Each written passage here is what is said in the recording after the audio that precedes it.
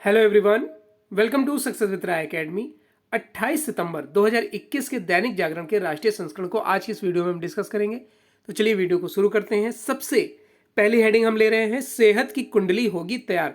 यानी अब आयुष्मान भारत जो डिजिटल मिशन बन चुका है, उसके तहत हर नागरिक का अब स्वास्थ्य संबंधी डेटा रखा जाएगा। देश में अब हर नागरिक की सेहत की डिजिटल कुंडली तैयार की जाएगी। यानी प्रत्येक नागरिक का स्वास्थ्य संबंधी ब्यौरा डिजिटल तरीके से सुरक्षित रखा जाएगा।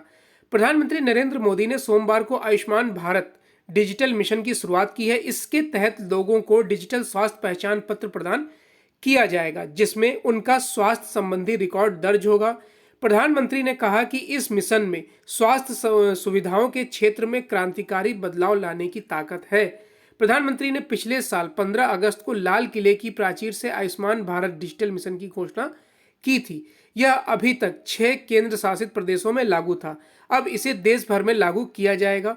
उन्होंने कहा कि आयुष्मान भारत प्रधानमंत्री जन आरोग्य योजना के ने गरीबों के जीवन की बहुत बड़ी चिंता दूर की है। अभी तक 2 करोड़ से अधिक देशवासियों ने इस योजना के तहत लाभ उठाया है। उन्होंने कहा कि बीते 7 वर्षों में देश की स्वास्थ्य सुविधाओं को मजबूत करने का जो अभियान चल रहा है, वह आज से एक नए चरण में प्रवेश कर रहा है। आज एक ऐसे मिशन की शुरुआत हो रही है जिसमें भारत की स्वास्थ्य सुविधाओं में क्रांतिकारी परिवर्तन लाने की ताकत है। अब क्या करेगा आयुष्मान भारत डिजिटल मिशन? देखिए, प्रधानमंत्री मोदी ने इसमें बताया कि क्या क्या होगा। आयुष्मान भारत डिजिटल मिशन के तहत देशवासियों को अब एक डिजिटल हेल्थ आईडी मिलेगी। हर नागरिक का स्वास्थ्य संबंधी रिकॉर्ड डिजिटल रूप से सुरक्षित रहेगा। यह मिशन अस्पतालों में प्रक्रियाओं को सरल बनाने के साथ ही रहन सहन की सुगमता को भी बढ़ाएगा। वर्तमान में अस्पतालों में प्रौद्योगिकी का जो इस्तेमाल होता है, वह फिलहाल सिर्फ एक ही अस्पताल तक या एक ही समूह तक सीमित रहता है। नए अस्पताल या नए शहर में जब मरीज जाता है तो उसको फिर से उसी प्रक्रिया से गुजरना पड़ता है। सभी नागरिकों को इस तरह की परेशानी से मुक्ति दिलाने में यह मिशन की बड़ी भूमिका निभाएगा। इस मिशन का सबसे बड़ा लाभ देश के गरीबों और मध्यम वर्ग को होगा। एक सुविधा तो यह होगी कि मरीज को देश में कहीं पर भी ऐसा डॉक्टर ढूंढने में आसानी होगी जो उनकी उसी भाषा में इलाज कर सके, यानी कि उनकी लैंग्वेज को समझ सके। इसमें मरीज को देश के किसी भी कोने में उपस्थित विशेषज्ञ चिकित्सक से संपर्क करने में सहूलियत बढ़ेगी। बेहतर जांच के लिए लैब और दवा दुकानों की भी पहचान आसानी से संभव हो पाएगी। नेक्स्ट न्यूज है, चीन ने पूर्वी लद्दाख में LAC के पास सैनिकों के लिए नए टेंट लगाए। चीन ने पूर्वी लद्दाख में वास्तविक नियंत्रण रेखा पर ऊंचाई वाले कई अग्रिम क्षेत्रों में अपने जवानों के लिए नए मॉड्यूलर कंटेनर आधारित आवास स्थापित किए हैं। क्षेत्र में भारतीय सैनिकों की तैनाती के जवाब में उसने यह कदम उठाया है। ये टेंट अन्य स्थानों के अलावा ताशिंगोंग, मांजा, हॉट स्प्रिंग और चुरूप के पास लगाए गए हैं, जो क्षेत्र में दोनों पक्षों के बीच तनाव को दर्शाता है। मामले से अवगत लोगों ने बताया कि चीन की पीपुल्स लिबरेशन आर्मी पिछले साल इस क्षेत्र में अपने दुस्साहस पर भारतीय प्रतिक्रिया के असर को महसूस कर रही है। चीनी सेना को इस क्षेत्र में सैनिकों की लंबी तैनाती तथा बुनियादी ढांचे को बढ़ाने के लिए मजबूर होना पड़ा है। उन्होंने कहा कि पिछले साल चीनी कार्रवाई के बाद भारतीय प्रतिक्रिया ने पड़ोसी देश को हैरान कर दिया। खासकर गलवान घाटी के संघर्ष के बाद उसने उन क्षेत्रों में सैनिकों को तैनात किया जहां पहले कभी तैनाती नहीं होती थी। नेक्स्ट न्यूज है, नेपाल के सीमावर्ती जिले में तेजी से हो रहा जनसांख्यिकी बदलाव।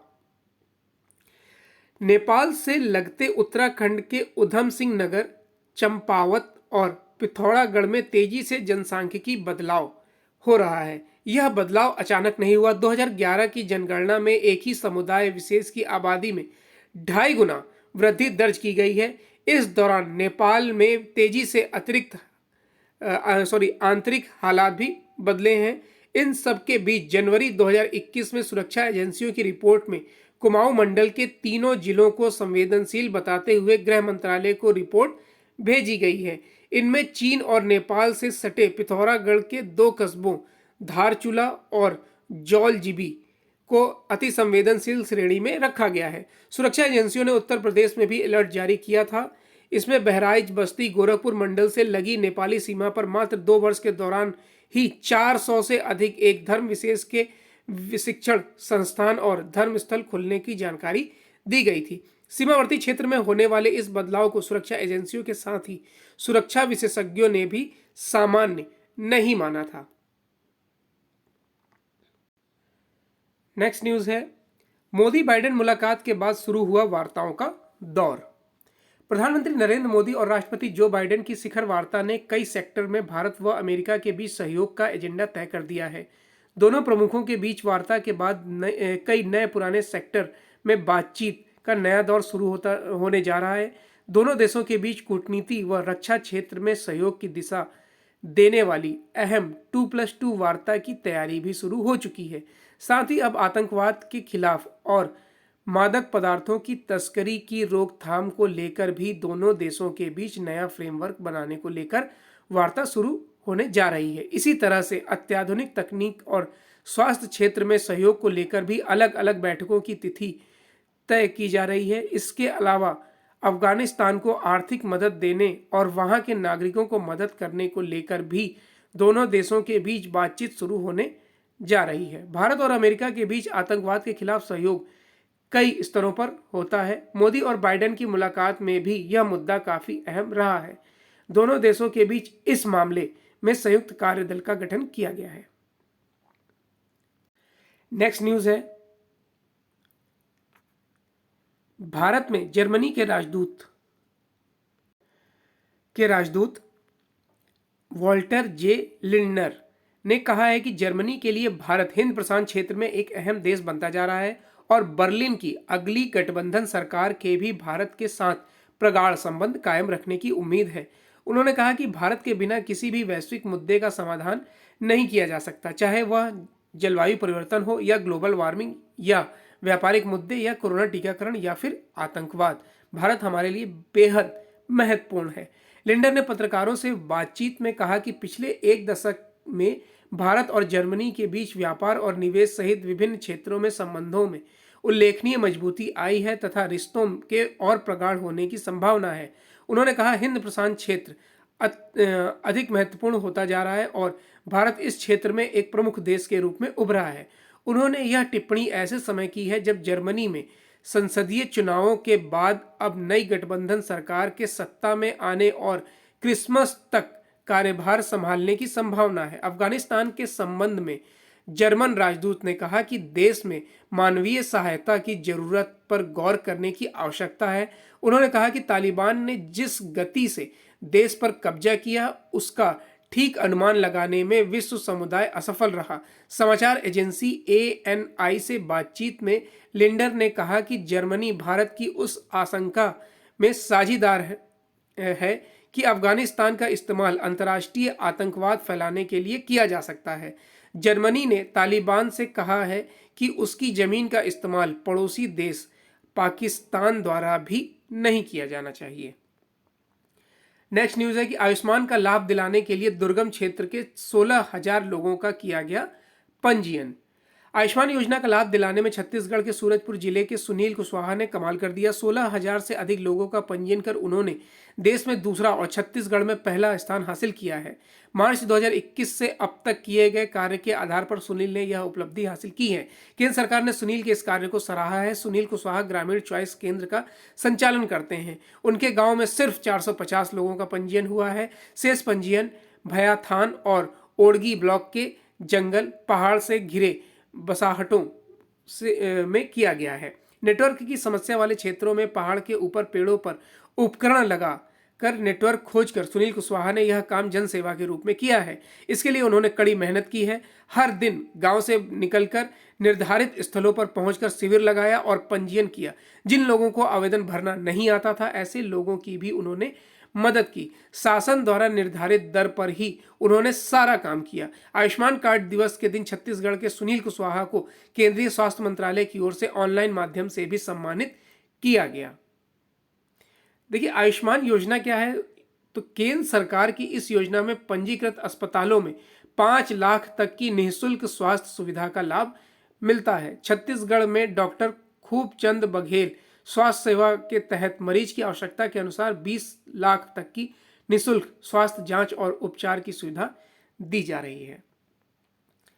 नेक्स्ट है कि प्रधानमंत्री ने दिया डिजिटल संग्रहालय बनाने का निर्देश। नए संसद भवन के निर्माण कार्य की समीक्षा करते हुए प्रधानमंत्री नरेंद्र मोदी ने कहा कि वहां काम कर रहे कामगारों के योगदान को याद रखने के लिए एक डिजिटल संग्रहालय बनाया जाना चाहिए। प्रधानमंत्री कार्यालय यानी पीएमओ ने सोमवार को बयान जारी कर कहा कि प्रधानमंत्री मोदी ने कहा है कि डिजिटल संग्रहालय में कामगारों का निजी ब्यौरा भी होना चाहिए, जिनमें उनके नाम, उनके गृह स्थान, उनकी तस्वीर के अलावा निर्माण में उनके योगदान का उल्लेख किया जाना चाहिए। कामगारों को इस कार्य के लिए उनकी भूमि एवं भागीदारी का प्रमाण पत्र भी दिया जाना चाहिए। उन्होंने अधिकारियों से कहा कि संसद भवन के निर्माण के लिए काम कर रहे सभी कामगारों का कोरोना टीकाकरण और उनकी मासिक स्वास्थ्य जांच सुनिश्चित की जानी चाहिए। नेक्स्ट न्यूज है, शिक्षण संस्थानों का सरकारी सहायता प्राप्त करना मौलिक अधिकार नहीं। सुप्रीम कोर्ट ने सोमवार को कहा कि सहायता प्राप्त करना मौलिक अधिकार नहीं है और सरकार को शिक्षण संस्थानों को मदद करने के बारे में फैसला करने के लिए वित्तीय बाधाओं और कमियों जैसे कारकों को संज्ञान में लेना चाहिए। शीर्ष अदालत ने कहा कि जब सहायता प्राप्त संस्थानों की बात आती है तो अल्पसंख्यक और गैर अल्पसंख्यक संस्थानों के बीच कोई अंतर नहीं हो सकता। Justice SK. कौल और जस्टिस एम.एम. सुंदरेशन की पीठ ने कहा कि सहायता प्राप्त करने का अधिकार मौलिक अधिकार नहीं है, इसलिए किसी मामले में अगर सहायता रोकने का नीतिगत फैसला लिया जाता है तो कोई संस्था इसे अधिकार का विषय बताकर प्रश्न नहीं खड़ा कर सकता है। शीर्ष अदालत ने कहा कि अगर कोई संस्था इस तरह की सहायता संबंधी शर्तों को स्वीकार नहीं करना चाहता और उनका पालन नहीं करना चाहता तो अनुदान से इनकार करने और अपने ढंग से काम करने का फैसला लेने का अधिकार उसे है। स्वच्छ सर्वेक्षण 2022 में पहली बार जिलों की भी होगी रैंकिंग। देश के शहरी क्षेत्रों में स्वच्छता अभियान की रफ्तार बनाए रखने के लिए वार्षिक स्वच्छता सर्वेक्षण का 7वां संस्करण स्वच्छ सर्वेक्षण 2022 सोमवार से शुरू हो गया है। इस बार के स्वच्छता सर्वेक्षण में पहली बार जिला स्तरीय रैंकिंग की जाएगी। स्वच्छ सर्वेक्षण 2022 के छोटे शहरों और कस्बों को भी शामिल किया गया है। इसकी शुरुआत करते हुए केंद्रीय आवास और शहरी मामलों के मंत्री हरदीप सिंह पुरी ने कहा कि स्वच्छ भारत मिशन देश का एक महत्वपूर्ण और परिवर्तनकारी कार्यक्रम है जिसने जमीनी स्तर पर सभी हितधारकों की भागीदारी के कारण सफलता हासिल की है। पुरी ने कहा कि प्रधानमंत्री नरेंद्र मोदी के नेतृत्व में स्वच्छता मिशन का जन आंदोलन में परिवर्तित किया गया है। इसकी सफलता की राह आसान नहीं थी, लेकिन आज हमने न केवल खुले में शौच से मुक्ति का लक्ष्य हासिल किया है बल्कि ठोस कचरा प्रबंधन से भी सफलता हासिल की है। नेक्स्ट न्यूज है बिजनेस पेज से और पहली न्यूज है कि चिप मैन्युफैक्चरिंग के लिए भारत और ताइवान में जल्द करार संभव। ताइवान जल्द भारत में चिप मैन्युफैक्चरिंग क्षेत्र में बड़ा निवेश कर सकता है। दोनों देशों के बीच चिप मैन्युफैक्चरिंग के क्षेत्र में निवेश को लेकर बातचीत चल रही है और अगले कुछ महीने में इस निवेश को लेकर करार हो सकता है। ताइवान की कंपनियां भारत को एक बड़े चिप मैन्युफैक्चरिंग बाजार के तौर पर देख रही हैं। ये कंपनियां भारत में उत्पादित चिप को दूसरे देशों में निर्यात की योजना भी बना रही है। भारत की तरफ से ताइवान की कंपनियों को निर्माण संयंत्र लगाने के लिए कर छूट देने के साथ ही दूसरी सहूलियतें भी देने की तैयारी की जा रही है। जीएसटी दरों को तर्कसंगत बनाने के लिए जीओएम गठित। जीएसटी दरों को तर्कसंगत बनाने के लिए वित्त मंत्रालय ने मंत्री समूह यानी जीओएम का गठन कर दिया है। जीएसटी राजस्व चोरी को रोकने के लिए प्रणाली में सुधार को लेकर अलग से एक जीओएम का गठन किया गया है। गत 17 सितंबर को हुई जीएसटी काउंसिल की बैठक में दोनों ही जीओएम के गठन का फैसला किया गया था। जीओएम को रिपोर्ट सौंपने के लिए 2 माह का समय दिया गया है। जीएसटी के दरों को तर्कसंगत बनाने के लिए कर्नाटक के मुख्यमंत्री बी बोइम के नेतृत्व में जीओएम का गठन किया गया है। इसमें बंगाल के वित्त मंत्री अमित मित्रा, केरल के वित्त मंत्री के.एन. बालगोपाल को भी जगह दी गई है। नेक्स्ट न्यूज है कि भविष्य की तैयारी पर 1 लाख करोड़ निवेश करेगी बीपीसीएल।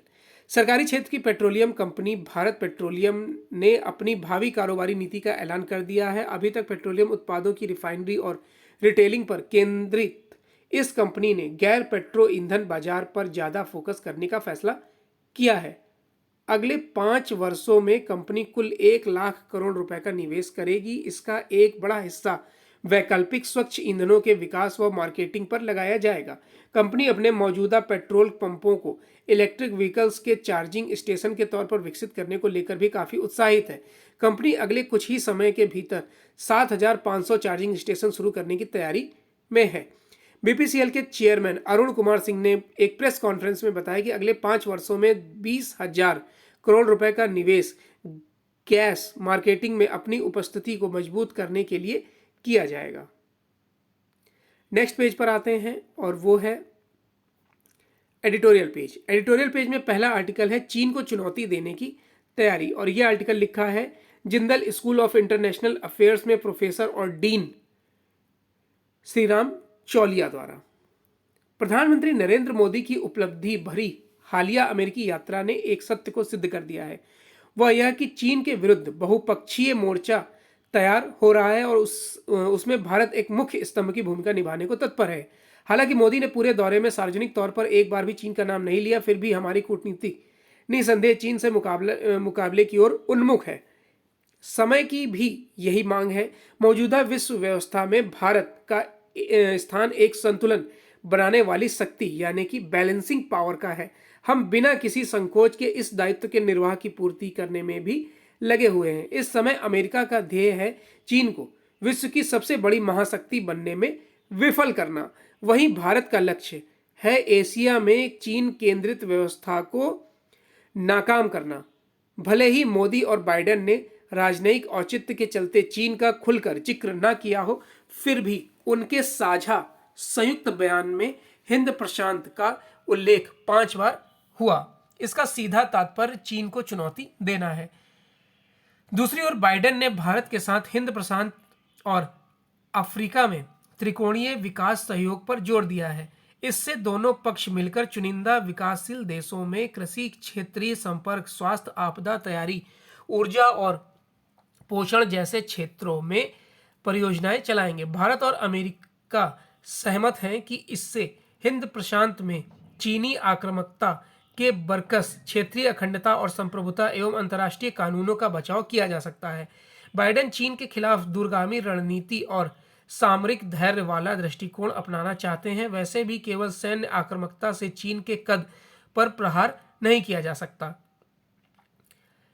चीन के विरुद्ध नए शीत युद्ध में भारत को लोकतांत्रिक पश्चिमी देशों से अधिक विदेशी निवेश में मिले तो इससे हमारा आर्थिक विकास भी होगा और वैश्विक शक्ति संतुलन भी सधेगा। जब से ट्रंप प्रशासन ने चीन को निशाना बनाते हुए आर्थिक जांच शुरू की है, तब से बहुराष्ट्रीय कंपनियों ने चीन +1 रणनीति बनाई है। इससे वे अकेले चीन में निवेश करने के बजाय अन्य देशों में भी निवेश कर भू राजनीतिक जोखिम को घटा रहे हैं। मोदी ने संयुक्त राष्ट्र महासभा के अपने संबोधन में भारत को लोकतांत्रिक और भरोसेमंद साझेदार कहा है और याद दिलाया है कि लोकतंत्र के साथ प्रौद्योगिकी को सुनिश्चित करना अहम आवश्यकता है। वह इशारा कर रहे हैं कि भारत और चीन में जमीन आसमान का अंतर है और हमें चुनने के नैतिक और व्यवहारिक लाभ हैं। याद रहे कि चीन नाजी जर्मनी जैसी शक्ति नहीं है जो दूसरे देशों पर हमला कर उन पर कब्जा कर लेगा। नेक्स्ट आर्टिकल है दलित मुस्लिम एकता का कड़वा सच। ये एक सोशल आर्टिकल है जो डिस्कस नहीं करेंगे। उसके बाद है बंधक बनाने वाली राजनीति। कृषि कानून में जो कल भारत बंद था उससे लोगों को जितनी परेशानी हुई वो बोल सकते हैं कि लोग बंधक ही हैं, क्योंकि जाम से निजात नहीं मिलती है, लोगों को कहीं आने जाने में दिक्कत होती है जिस एरिया में आंदोलन होता है। तो उस पर लिखा गया है आर्टिकल जो हम कई बार डिस्कस कर चुके हैं। स्पोर्ट्स पेज में एक न्यूज़ है कि जो एक संन्यास लिया है खिलाड़ी ने, मोइन ने। इंग्लैंड के अनुभवी ऑलराउंडर मोइन अली ने सीमित ओवरों के क्रिकेट में अपने कैरियर को विस्तार देने के लिए टेस्ट क्रिकेट को अलविदा कह दिया है। उन्होंने यह भी कहा कि अपने कैरियर से वह संतुष्ट हैं, भले ही लोग कहते हों कि वह और उपलब्धि हासिल कर सकते थे। मोइन ने कहा कि मैं 34 वर्ष का हो गया हूं और जब तक खेल सकता हूं खेलना चाहता हूं। मैं अपने खेल का मजा लेना चाहता हूं। टेस्ट क्रिकेट अद्भुत है। अच्छा प्रदर्शन करने पर यह किसी भी दूसरे प्रारूप से बेहतर और संतोषजनक है। तो ये आज का यानी 28 सितंबर 2021 का दैनिक जागरण का राष्ट्रीय संस्करण था। आई होप आपको वीडियो अच्छा लगा होगा। अगर वीडियो अच्छा लगा हो तो लाइक और शेयर कर दीजिएगा। वीडियो देखने के लिए धन्यवाद।